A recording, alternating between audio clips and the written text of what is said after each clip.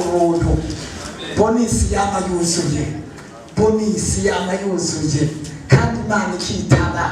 Haleluya, Imana ishimwe, Imana ishimwe. Reka dusome rya jambo mu bikoreye, hakiri umufasha muri rya jambo. Amen. Amen. Igice cy'icumi umurongo wa 12 indanzi y'amajambo iravuga ngo ibyabaye kuri Isirayeli byatubereye akarorero. Icyo cyane n'ikishije ibintu byabaye kuri Isirayeli, abantu bose bo mu gihe byabaye akarorero. Bisigura ngo bagaragaza yose baraciyemo, natwe dutegerezwa kuyacamo. Ariko ntibahereyeyo, barajya gucuruza Yoda kubera bari kumwe n'inkingi y'umuriro. Natwe turacamuka, haleluya, kubera turi kumwe n'Umwami Yesu. Arabona nuko rero wiyumvira ko hagaze niyubahe ntabwo ntacyabagerageza kitari icyo umuntu ashobora kwihanganira, ariko Imana niyo kwizigira, nizo kundira ko mugeragezwa n'ibiruta ibyo mushobora, ariko hamwe nibagerageza izobacira icyanzu.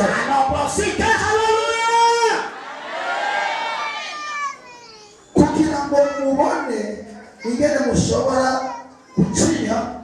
Amen. Ariko nagomba tubasome neza kugira duce tuvugisha. Dusubiremo. Umuntu wese numva atahuye yoca abigishwa, n'abaho batafise mpemu yera yoca yuzuza. Nta muntu yoba adafise mpemu yera atahuye ijambo yoca yuzuzwa mpemu yera, agaca atangura kuvuga mu ndimi.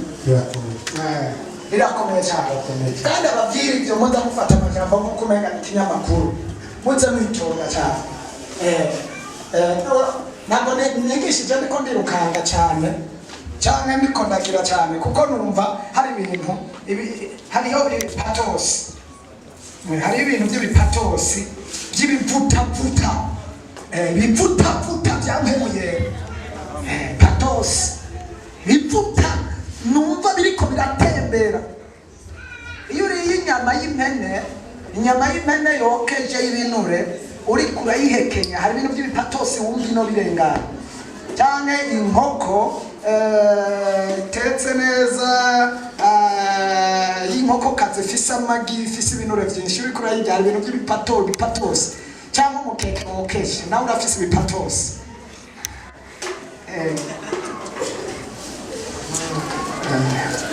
Ijambo naryo rifise ibipatosi nk'ibihumbi n'ibihumbi. Riravuga uti bihitangabo kenshi. Umwami Yesu nashimye.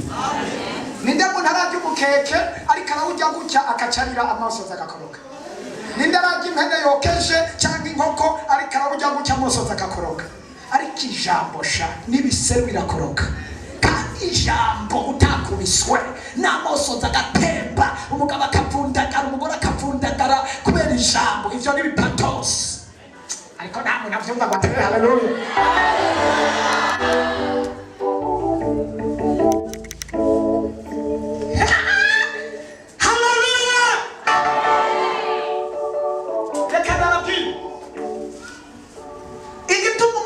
Aguti nukazi kuwa wakoreye cyangwa wakurikiye afise ubushobozi bwo kugutabara.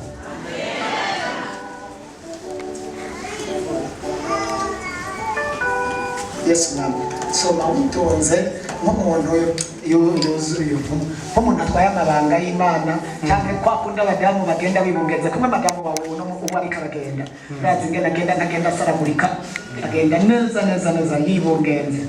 Asoma rero ugenda nk'uko indanzi y'amajambo iravuga ngo ibyabaye ku Isirayeli byatubereye akarorero. Nuko rero wiyumvira ko hakaze iyubare ntawe.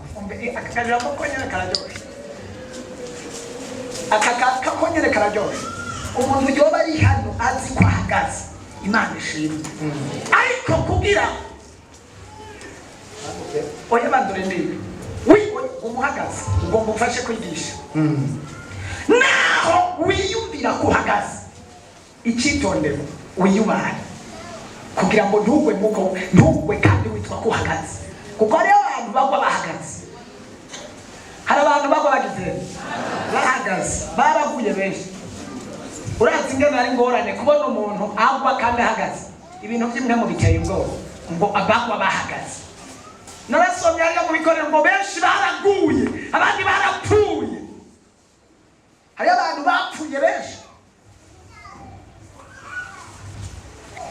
kubera ngo bakengeye ingaburo y'umwami wacu Yesu.